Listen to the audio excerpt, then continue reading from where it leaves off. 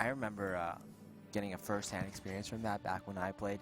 He used Leroy Jenkins against me in Control Warrior. Yeah. And actually worked out really well, because what you could do is you could throw an Acolyte of Pain on the field, and then the next turn you could use Leroy Jenkins to clear your opponent's board, then draw a card from the Acolyte of Pain by running it into one of the whelps that are spawned. Yeah, it wasn't necessarily like an aggro tool. It could be used, but a lot of it was just used as just an extra layer of that mid-game removal. Yeah, this is a pretty good starting hand for him.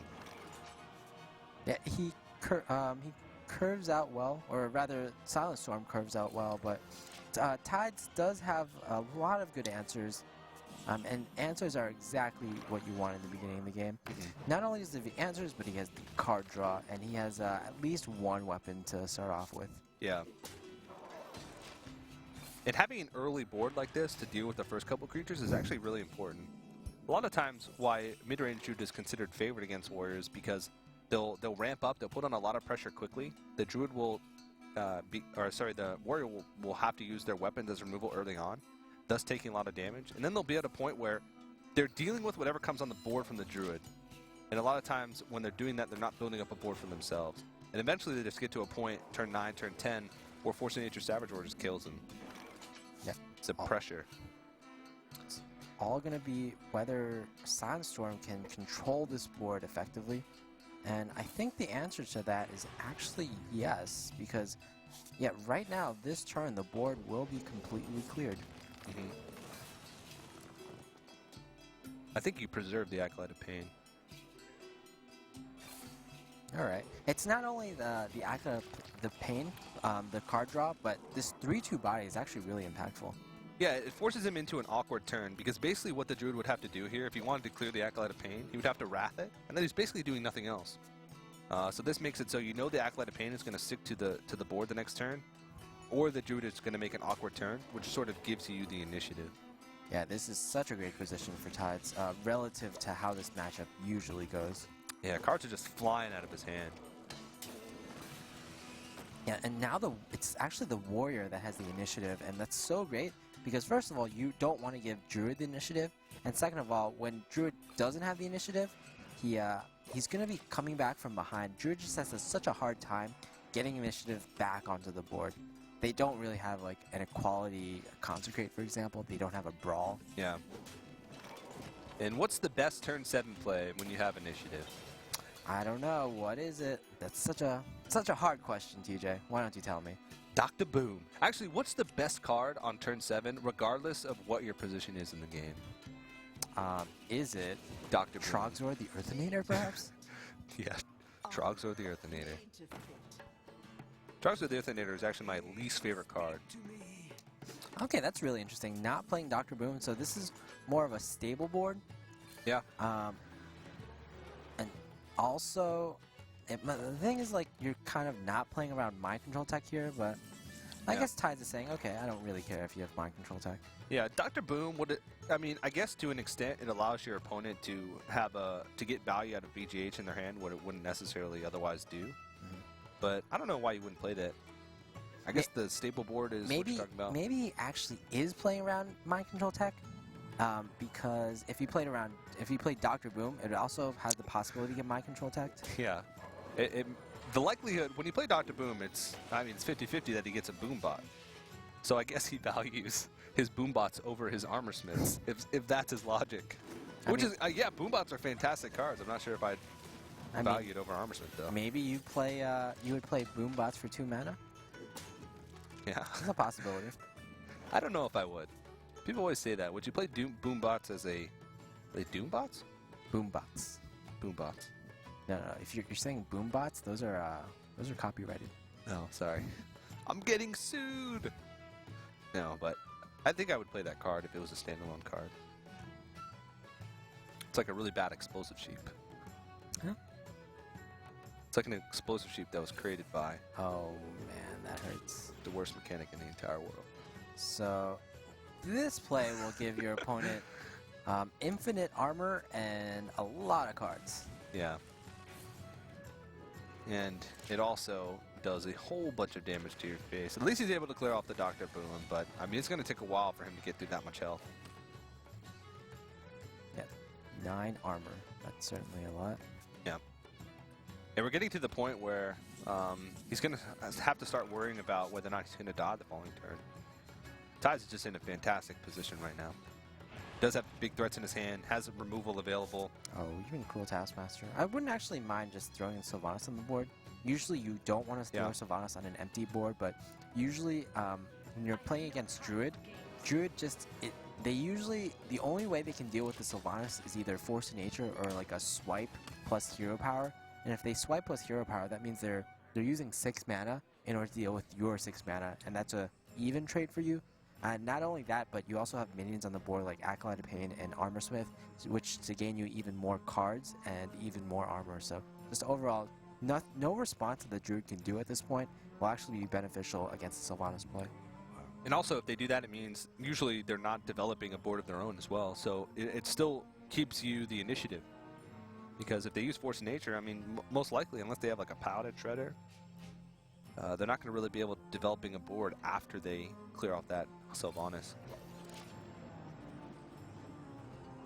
Cenarius. Cenarius is a card that's actually getting cut out of a lot of Druid lists in favor of Ragnaros. It's kind of a preference choice, but I believe the Nylon boys are cutting Cenarius in favor of like Rag. Yeah. And like a lot of players are following suit. A large part because of how popular Freeze Mage has gotten lately, just actually in the last week or so. Yeah, it has gotten quite popular since Emperor Thorsan came out, basically. I feel like when Emperor came out, Freeze Mage, people didn't realize the value of Freeze Mage early enough, and it was actually probably like a week or so after Emperor came out that people began realizing, okay, Freeze Mage is pretty sick. Yeah. He had to decide which creature he actually wanted here, because he could have Shield Slammed his Sylvanas and stolen the Cenarius for a healthier target, but he values the Death Rattle of the Sylvanas just a little bit more. Sylvanas protects him, I guess, against Rag a little bit more. Yes. It's a liability to play Rag against a board with Sylvanas, just because if it hits the Sylvanas, you lose your Rag, and if it doesn't hit the Sylvanas, you lose your Rag. Yeah. That being said, this is slightly that play was slightly more vulnerable to Force of Nature, Savage, or defensively. But if that happens, you have a Rag in your hand, you have a Death Spite equipped, and we all know what is 8 plus 14? That's more than 10. Or 8 plus 4. 8 plus 4. Both are more than 10, but multiple ways to close out the game here. And the stylish way is, of course, with the Ragnaros. With a golden Ragnaros, in fact. A golden Ragnaros. And Tides of Time going to take game 1, and what a lot of players say is a little bit of a poor matchup. Yeah, a lot of players would say that. Yeah. So Tides of Time, his first tournament win ever, I believe it was Deck Wars, and in Deck Wars Season 1, and in that tournament, he actually just swept the tournament with Miracle Rogue. Like, he didn't lose... Old school Miracle Rogue. Yes, he didn't lose... Actually, I have to brag that I was the only player to beat his Miracle Rogue. Everyone else got like 3-0'd and 4-0'd, but he won that tournament really convincingly with that deck. Congratulations for winning that one game against his Miracle Rogue, but I'm very proud of that one game. Tech card, Kazan Mystic, Tides of Time has put in, so that's a pretty smart card right now. There's a lot of players running mages, Freeze Mage especially, a lot of players running Hunter as well, whether it be Face Hunter or the mid-range variation that we saw earlier from Amaz. Yeah, I feel like the Hunter usage has decreased lately. We saw a really interesting infographic by Disguised Toast. I'm sure you know that guy. It was Disguised Toast that said the lumber mill. Oh, nope, okay, maybe not. But yeah, I think it was. Disguised Toast put a graphic out that said like Face Hunter actually had a terrible win rate in tournaments recently. Yeah. Because maybe it just does poorly against Zoo, but it certainly does, I believe, fairly badly against Freeze Mage, which has become very popular. So, Kazan Mystic, yet again, is a card that's really good against all those classes I mentioned. Yeah, and Oil Rogue hasn't been quite as popular as well.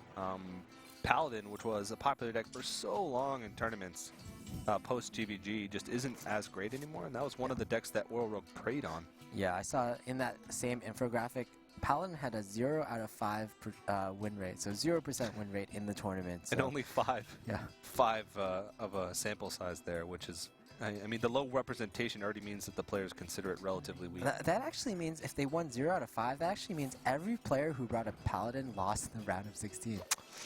Ouch. Ouch indeed. That's certainly pretty interesting. Well, I think a lot of players were also experimenting with Dragon Paladin last week. Yeah, Ekop, most notably. Ekop, yeah, that's exactly who I was referring to. And it just didn't do that well. It was like a weird mix between it was too slow and it didn't have synergy with the faster cards that it had. I don't know.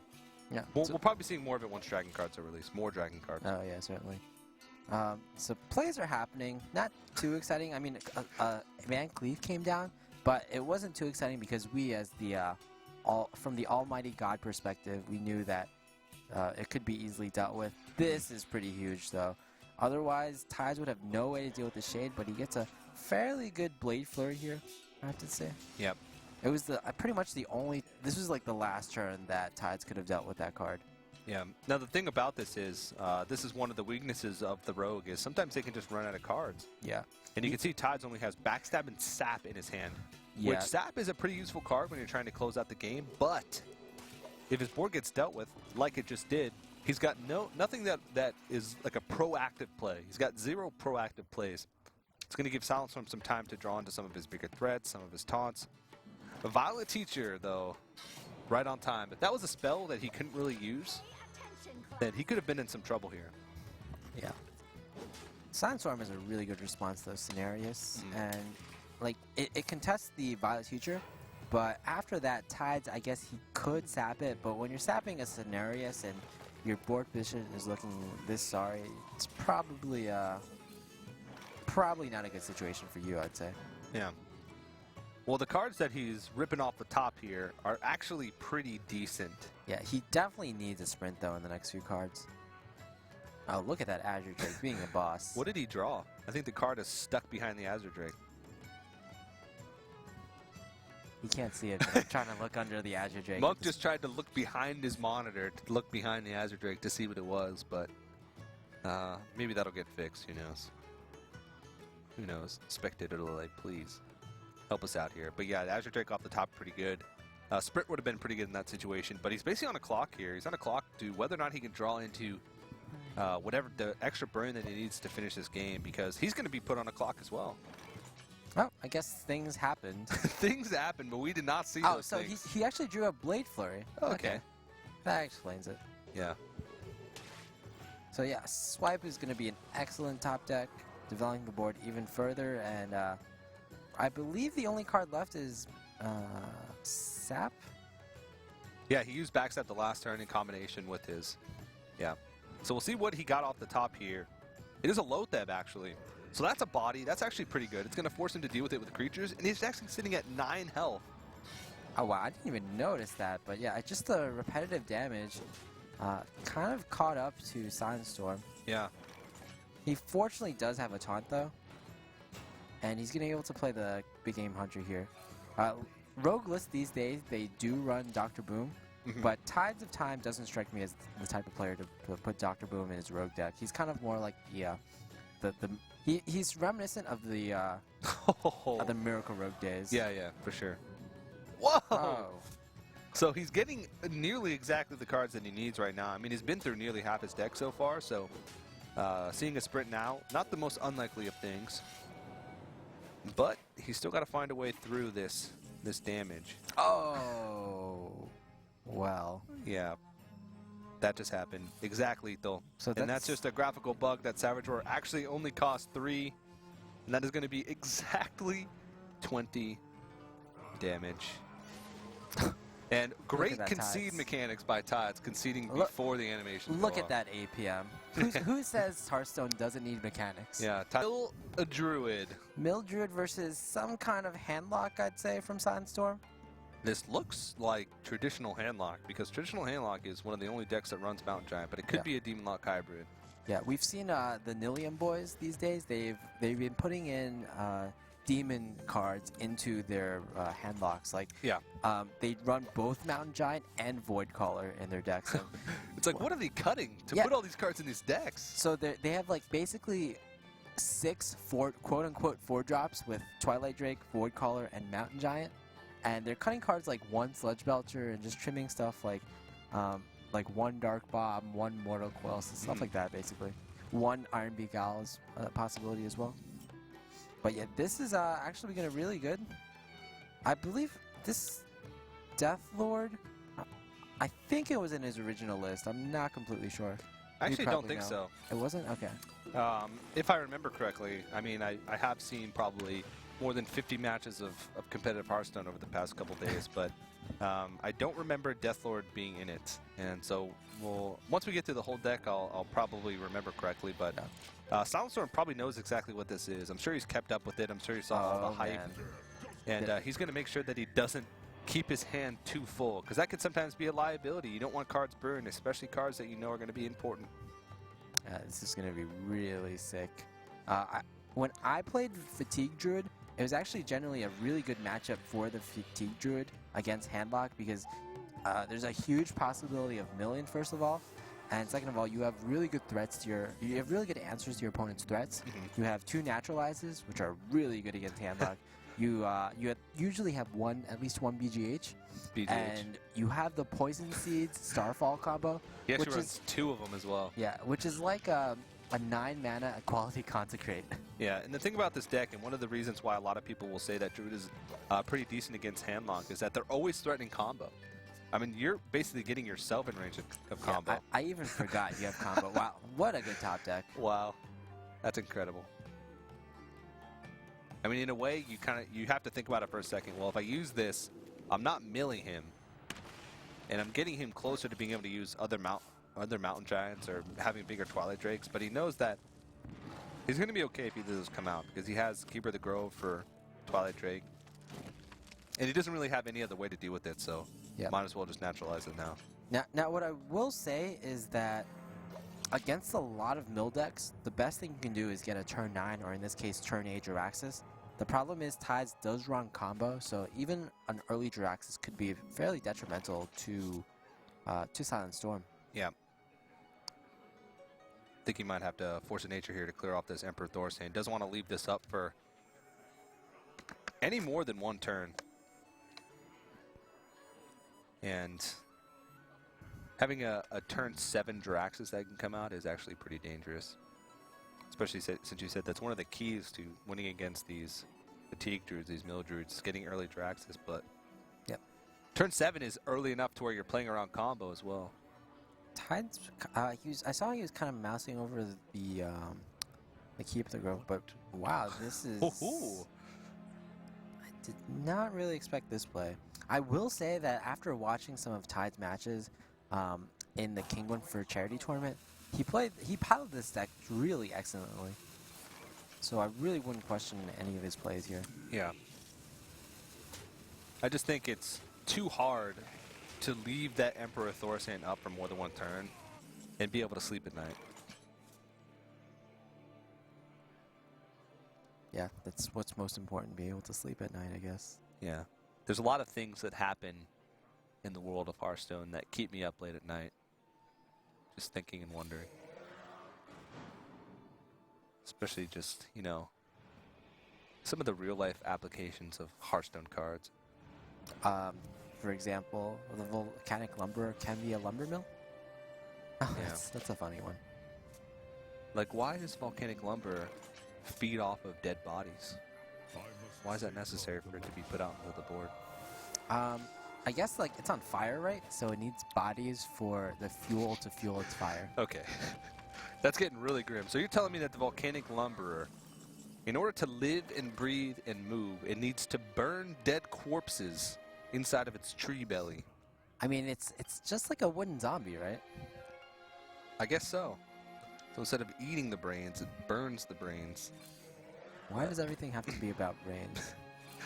Volcanic Lumber, though, is a pretty fantastic card in this matchup. One of the reasons why is because Poison Seed Starfall, not only does it kill the first iteration of the creature, it also ends up killing the treants as well. So Poison Seed, Starfall, and then Volcanic Lumber is actually a play that you can make relatively consistently. Yeah, unfortunately, I don't think he's going to be able to use it this turn, although he was pretty close. Yeah. The other problem is that with Volcanic Lumber is that obviously it is BGHable, and we do see BGH in SilentStorm's hand right now. Yeah. But when you're virtually playing it for free on some turns, like if it's turn 10 with 4 creatures on the board, that's a definite possibility. I mean, that reduces the cost of it to, what, 2? Or 1? So you can do that on turn 10, have that full combo. Oh, Coldlight Oracle. Is that going to mill any cards? It's hard to tell how many cards he has in his hand. I think 9, so I don't think so. Yeah. Unfortunately, he does not find a way to deal with the Molten Giant.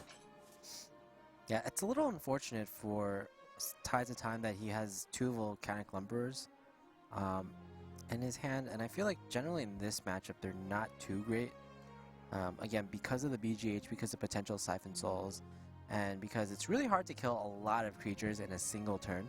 Like, as we saw, like that Starfall Poison Seeds, it only killed 3 minions. Yep.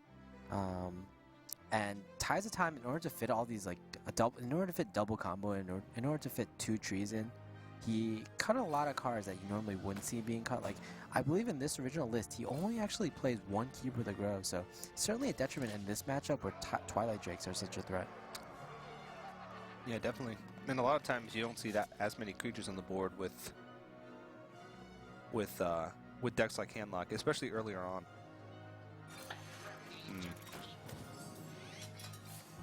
Alright, so just, he could have actually Poisoned Seeds here, but he just wants to stall it out. Hopefully his opponent will commit more to the board, and after that he can actually get more value out of that Poison Seeds. Yeah, the Molten Giant is really the only creature right now that's super threatening on the board.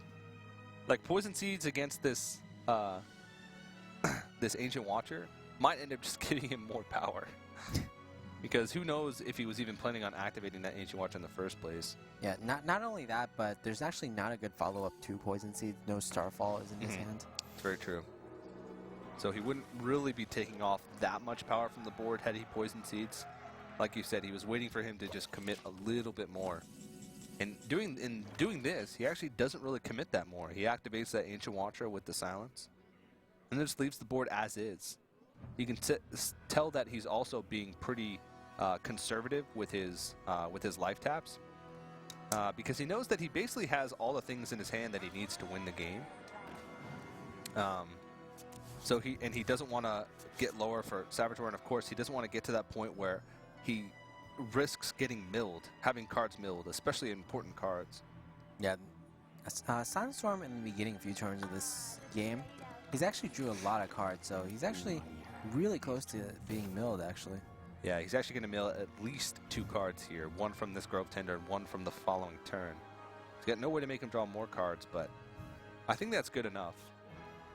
So now Tides has to assess how threatening is this board. Can I just Healing Touch for 8, or do I actually have to Poison Seeds here? And yeah, I think this is fine, especially because next turn you can Poison Seeds and then Wild Pyro Innervate into perhaps your second Healing Touch, and that's a full board clear. And then you could probably also play a Volcanic Lumber after all that. That's probably true. Mortal Coil. Well, the 2 cards that were actually burned by SilentStorm weren't that crucial. Yeah. He burned a Shadow Flame, which a lot of times you don't need the Shadow Flame to clear, and he also burned a Mortal Coil, which, I mean, he doesn't really want to draw anyway. He's probably, like, if he wanted to use the Mortal Coil, he probably would have used it just to deal 1 damage on like a completely undamaged creature, so he doesn't actually have to draw cards. Yeah. And this is actually going to set up for a pretty big Poison Seeds play, and SilentStorm actually does extend quite a bit onto the board. I guess he had to. There were only like 2 big threats on that board, though. So I can see why he might have done that. And on this turn, actually, we might even see 2 Volcanic Lumberers. Can't BGH both. Unless you have 2 BGHs, but we haven't really seen that for a long time. Back in the days where every matchup was Control Warrior versus Handlock, pre-GVG. Look at that. 2 free Volcanic Lumberers. That's pretty insane. And so you know, if you're SilentStorm here, that combo is going to be relatively threatened. So what can he do here to survive? He's going to have to build up a wall, because he can't clear off both of these. Well, actually, Yeah. no, he can't clear off both of these. And who better to build a wall than SilentStorm, who is a descendant of the Chinese culture. Wow. That was a great segue. Yeah. Fantastic. Thanks. I'm glad you liked it. A nice plug for WCA as well, which will be taking place in China. That's about the best he could possibly hope for. That's Sylvanas. Yeah, again, Tides has cut, in his original list, he's cut one Keeper of the Grove. So he actually can silence this, I believe, having used his only Keeper of the Grove earlier on his Twilight Drake. Yeah, throws out the Death Lord. Is he go? Question is here: does he want to try and trade here to see if he's going to get a beneficial steal? I mean, what beneficial steals are there even? Well, beneficial as far as, I guess not beneficial, but what's the lesser of the three evils here? Yeah, I think he's probably also worried about a potential Shadow Flame play. That's possible. He saw one Shadow Flame get milled, but he knows that SilentStorm's been through a lot of his deck, and how confident is he that SilentStorm is not running double Shadow Flame? There actually is a lot of handlock lists that run double Hellfire, single Shadow Flame. So how much does he respect that? How much does he want to play around that?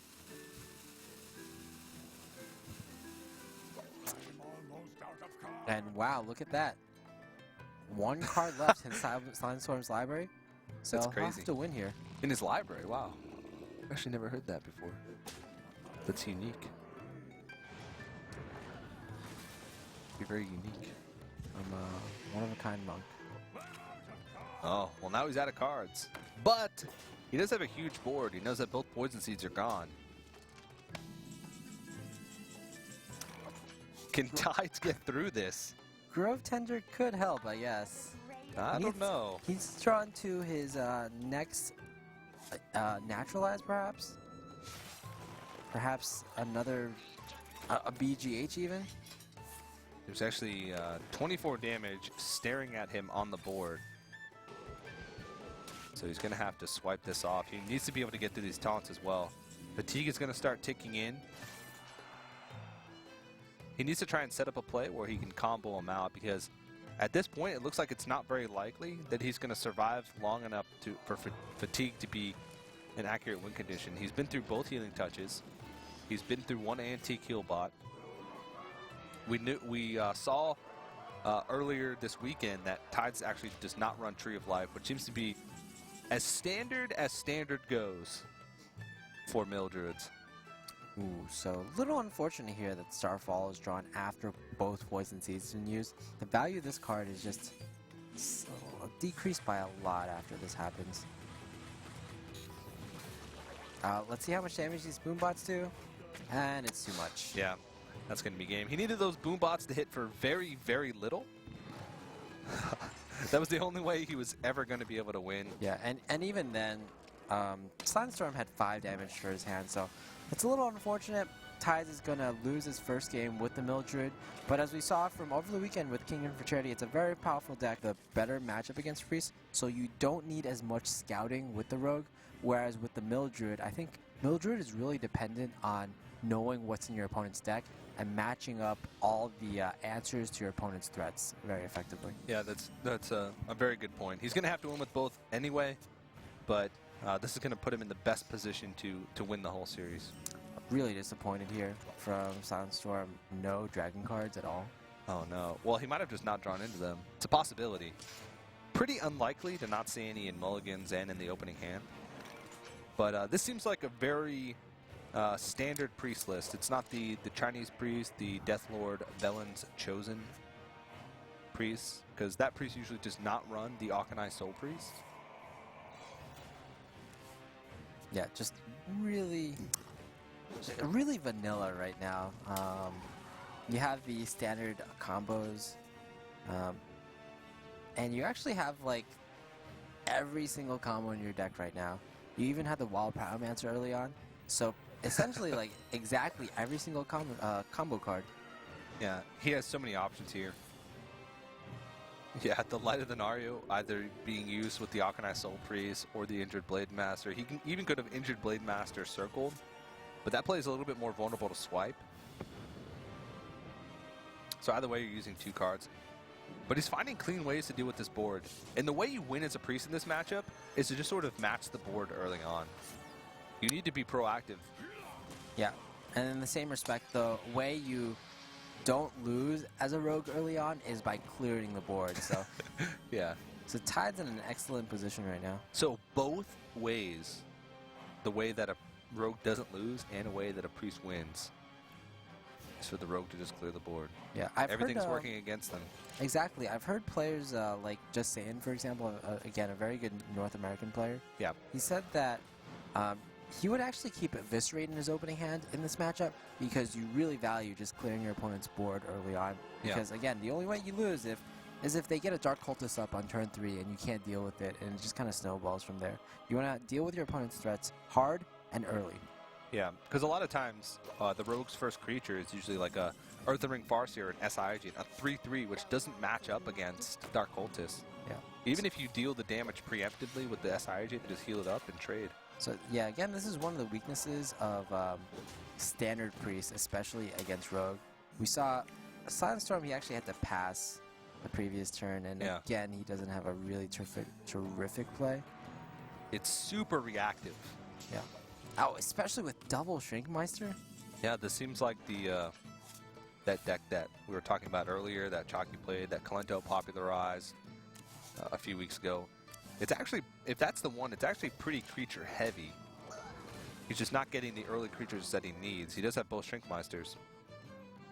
Okay, so SilentStorm is 1 turn off from the God combo.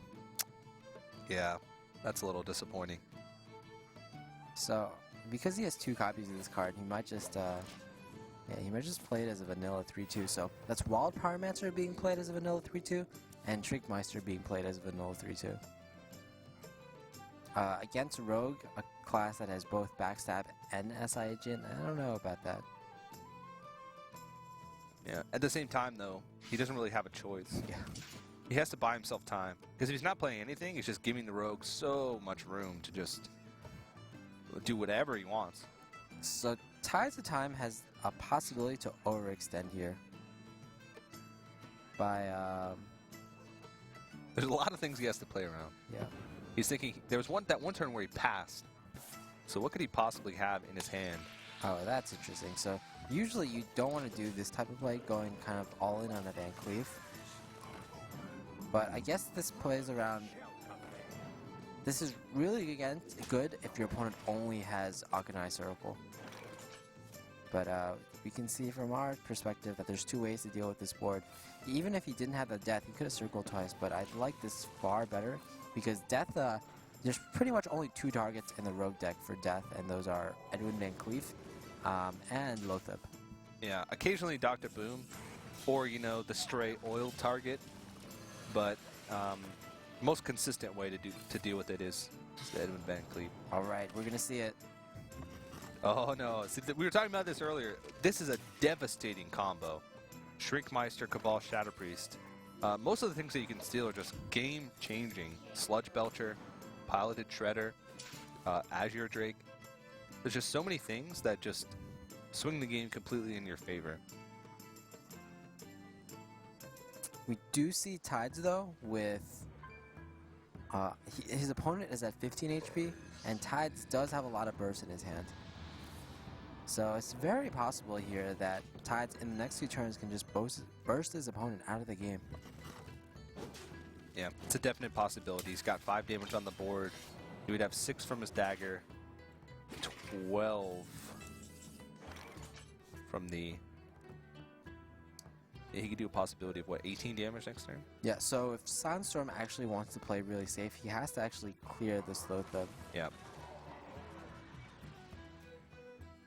Throw down your 2 minions, perhaps? Again, he doesn't want to overextend too much into a Blade Flurry, but at this stage, he knows the Rogue only has 2 cards left. He's been through 1 sprint already. Tides might actually start running out of damage. This might be actually just a turn where you hold. Yeah. He could backstab Tinkers, but he wouldn't get Tinkers on a creature, and he'd be doing 8 damage, but he'd leave whatever was on the Powder Shredder on the board, and then he'd have 0 cards in his hand. Nope, he's going for it. Oh, wow, and he's actually going to opt to fully clear. He attacks into the Powder Shredder, and it's going to kill whatever comes out. Oh no, mad scientist. All those pre-secrets. Wow, this is a rough position. An empty hand. This gives SilentStorm time to just heal up every single turn, just constantly get out of range of whatever damage he can pull. Yep. Sprint needs to be one of his next 3 cards.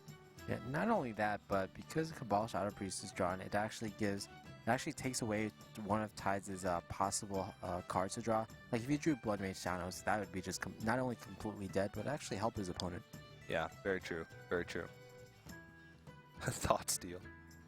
He can get a glimpse of what actually is left in the deck. I mean, most Oil Rogue decks are very, very similar. So you can almost have a guess. Oh, Azure Drake. It's pretty good. It is pretty good. Kind of an understatement there. I wouldn't actually just mind Azure Drake simply because it's the most mana efficient way. It also gives you a chance to heal up. Exactly. But in this situation, he's putting the rogue on a clock. He's putting more pressure on the board. Yeah, yet another tech card. Tides, back when he was really active, he was really known for putting tech cards in his decks. But unfortunately, sometimes they just don't pan out like we see in this game. Playing against Priest when you have a Kazan Mystic and a BGH in your deck, I'm not even sure if Priest is unfavored at this point. Yeah. Azure Drake, okay, that's a good one. He plays the Azure Drake so quickly that they don't even have time to reach the board. And when he does this, it always bugs out. Wow, Tides, you have to think of the spectators. Come on. What did he draw? We'll never know. If he didn't draw anything of consequence here, then most likely we'll probably just see a concede. But we actually see the animations happening. Something interesting happened. So what could he actually draw to... SI Agent. Okay. Okay, SI Agent. Those were the 2 Thought Stolen cards. He's actually getting pretty thin in his deck. That's lethal. That is lethal with Shadow Madness. And it looks like SilentStorm with the Priest is going to take a 3-1 victory over Tides of Time. He's going to move on to face Amaz in this group's final. And of course, SilentStorm